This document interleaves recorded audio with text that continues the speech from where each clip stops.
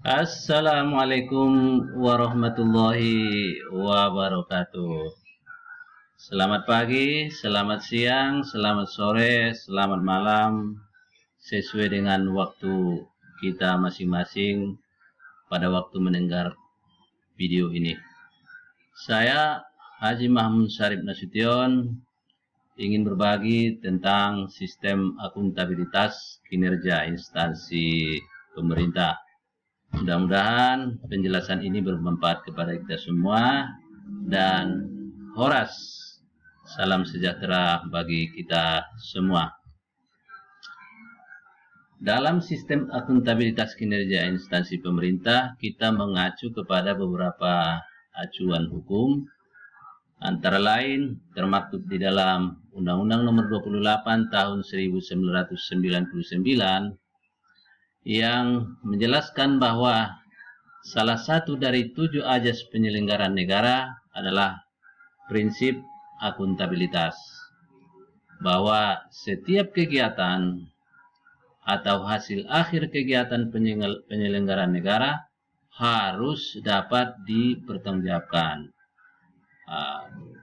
Pertanggungjawaban di sini baik dari pertanggungjawaban keuangan ataupun sumber daya lainnya maupun terhadap proses serta hasil daripada penggunaan anggaran keuangan negara untuk meningkatkan kesejahteraan masyarakat. Itu semua harus dapat dipertanggungjawabkan.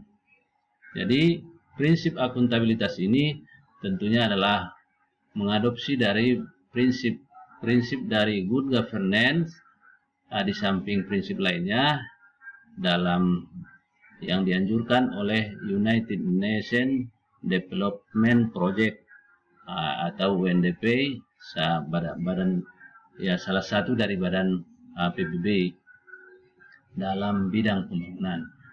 Nah, ini aturan hukumnya dalam Undang-Undang 28 tahun 1999, lalu diturunkan kepada undang-undang lainnya juga yang menyebutkan, misalnya Undang-Undang Nomor 25 Tahun 2014 tentang Sistem Perencanaan Pembangunan Nasional, yang antara lain dalam Sistem Perencanaan Pembangunan Nasional itu dimulai dari Rencana Pembangunan Jangka Panjang Nasional RPJPN, kemudian Rencana Pembangunan Jangka Menengah Nasional, ada juga yang namanya Renstra, rencana strategik 5 tahunan, ada rencana kinerja tahunan, ada rencana operasional, dan seterusnya.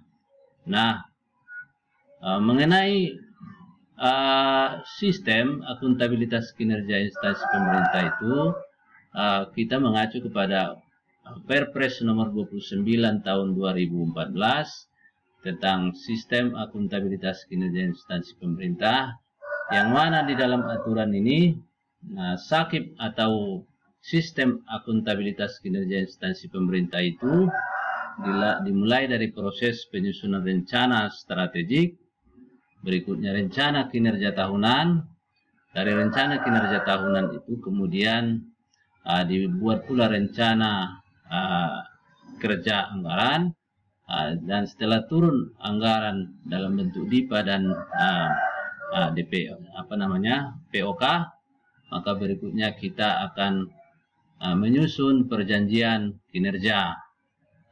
Apa target kinerja untuk 1 tahun yang akan dilaksanakan, dan berikutnya setelah kegiatan dilaksanakan maka dibuatlah pengukuran kinerja, dan selanjutnya setelah pengukuran kinerja di akhir tahun maka disusunlah lakib dalam bentuk narasi. Itulah dalam Perpres 29 tahun 2014 sebagai bentuk daripada pertanggungjawaban instansi pemerintah itu kepada masyarakat secara keseluruhan.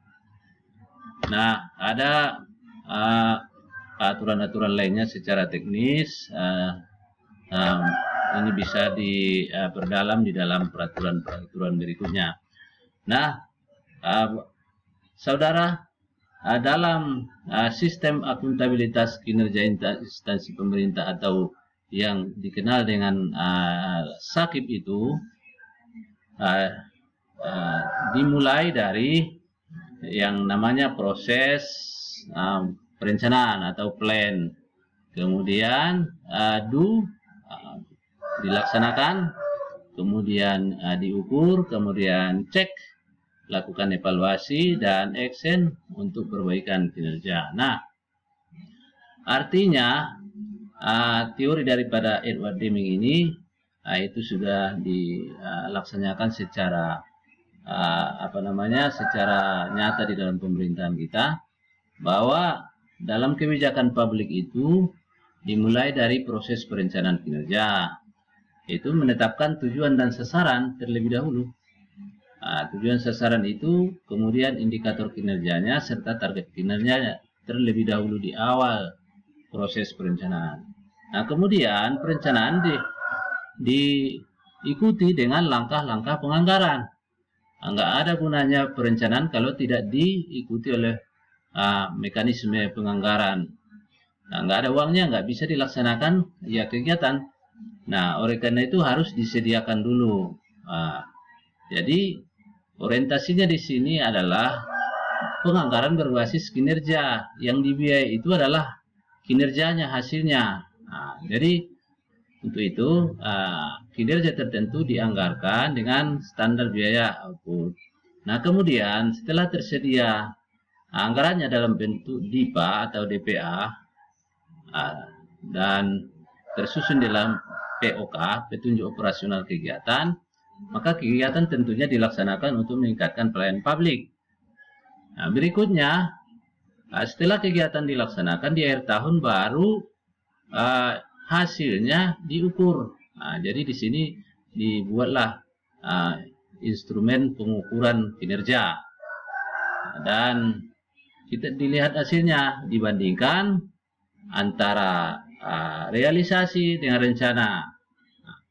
Dibandingkan apakah target yang dicapai, apakah target yang disusun di awal tahun itu dapat dicapai di akhir tahun, diukur, dibandingkan. Tentunya itu berbasis dari data kinerja, karena itu harus diolah. Nah, setelah diukur, nampaklah efektivitas dan efisiensi dari pelaksanaan kegiatan itu. Nah, berikutnya dicek ataupun lakukan evaluasi bagaimana capaian kinerjanya. Apakah memenuhi harapan, sesuai dengan target, bisa dibandingkan dengan kinerja 2 tahun atau 3 tahun yang lalu. Bagaimana capaian kinerjanya? Apakah ada peningkatan dari tahun-tahun sebelumnya? Atau bisa juga dibandingkan dengan kinerja daripada lembaga yang satu level atau satu jenis. Misalnya satu dinas dengan dinas yang lain yang melayani sama di kabupaten lain. Dinas Kesehatan Provinsi Sumatera Utara dibandingkan dengan Dinas Kesehatan Provinsi Sumatera Barat. Ya, jadi harus apple to apple. Jadi dibandingkan apakah capaian kinerjanya memenuhi sesuai dengan standar yang dijanjikan. Nah, baru berikutnya dilihat akuntabilitasnya, apakah dari segi kinerjanya dibandingkan dengan akuntabilitas keuangan. Bagaimana penggunaan anggaran negara, apakah ada pemborosan, bagaimana efektivitas dan efisiensinya. Nah, setelah dilakukan evaluasi, tentu terdapatlah data-data kinerjanya. Berikutnya dilakukanlah penilaian kinerjanya, baik penilaian yang dilakukan secara internal maupun eksternal. Untuk eksternal bisa dinilai oleh organisasi yang ada di atasnya, atau dinilai oleh satuan kerja yang diberi amanah oleh pemerintah untuk menilai kinerja pemerintahan, seperti Kementerian Pemberdayaan Aparatur Negara dan Reformasi Birokrasi yang diberi kewenangan untuk menilai kinerja daripada satuan kerja di kementerian lembaga maupun Kementerian Keuangan yang memberikan penilaian terhadap kinerja dari segi penggunaan anggaran. Itu barangkali itulah siklus LAKIP. Setelah penilaian dan evaluasi itu berikutnya tentunya ada catatan-catatan untuk perbaikan kinerja pada masa yang akan datang. Nah, itulah siklus di dalam laporan akuntabilitas kinerja instansi pemerintah. Nah, berikutnya kita coba jelaskan untuk mencapai kinerja yang lebih baik dalam proses pembangunan berkelanjutan itu, sustainability itu, kita harus memiliki namanya RPJM. RPJMN, ada N. Rencana Pembangunan Jangka Menengah Nasional. Untuk kementerian lembaga, misalnya kementerian, dia harus menyusun rencana strategik dengan penyelarasan tertentu sesuai dengan tupoksinya kepada RPJM yang disusun secara nasional oleh presiden terpilih. Jadi RPJM ini dibuat 5 tahunan lah setelah proses politik dan terpilihnya seorang presiden, maka dibuatlah RPJM. Selanjutnya dibuat rencana strategis oleh kementerian lembaga, kemudian berikutnya rencana kinerja tahunan. Rencana kinerja tahunan ada target sasaran tertentu yang akan dicapai oleh kementerian lembaga. Nah, berikutnya ada proses penganggaran disusun dalam rencana kerja anggaran RKA, KL, dan berikutnya setelah turun DIPA, daftar isian pelaksanaan anggaran dan POK, petunjuk operasional kegiatan, disusunlah perjanjian kinerja, kontrak kinerja. Bagaimana kira-kira janji atau komitmen tertentu yang ingin dicapai oleh pimpinan lembaga, mulai setingkat eselon ya, kementerian, eselon 1, eselon 2, eselon 3, sampai dengan eselon 4, untuk melakukan capaian kinerja tertentu sesuai dengan anggaran yang tersedia, sehingga harapannya akan tercapailah kinerja aktual. Dan kinerja aktual ini kemudian dilaporkan dalam bentuk pertanggungjawaban kinerja yang disebut dengan LAKIP dan pertanggungjawaban penggunaan anggaran yang disebut dengan laporan pertanggungjawaban keuangan. Nah, itulah sekilas tentang bagaimana itu yang disebut dengan sistem akuntabilitas kinerja instansi pemerintah.